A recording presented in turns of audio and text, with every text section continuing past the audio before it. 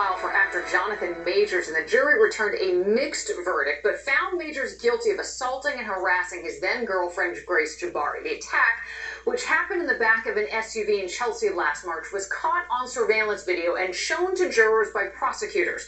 Majors, a significant star in Hollywood, is now facing time behind bars. Eyewitness News reporter Darla Miles was in the courtroom in Lower Manhattan for today's verdict. Darla.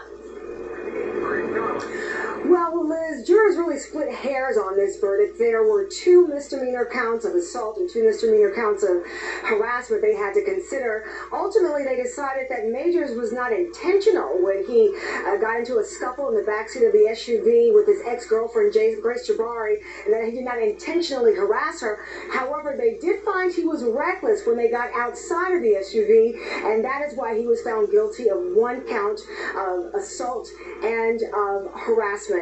Now, this trial started exactly 2 weeks ago today, and today was the first full day of jury deliberations after both sides rested their case last Thursday. As you mentioned, and as we just saw, Liz, this case really hinged upon that surveillance video of Jabari and Majors outside of the SUV after she got upset, admittedly got upset after reading his text message on his cell phone from another woman saying, "I wish I was kissing you right now." She tried to grab his phone. That is when the altercation ensued.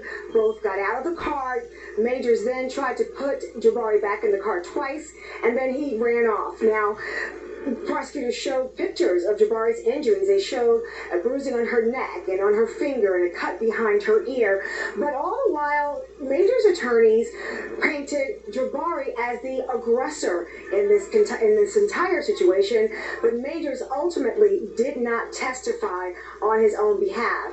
Right after the verdict was rendered, District Attorney Alvin Bragg issued a statement which reads in part, "Today, a jury determined that a pattern of abuse and coercion culminated with Mr. Majors assaulting and harassing his girlfriend. We thank the jury for its service and the survivor for bravely telling her story despite having to relive her trauma on the stand."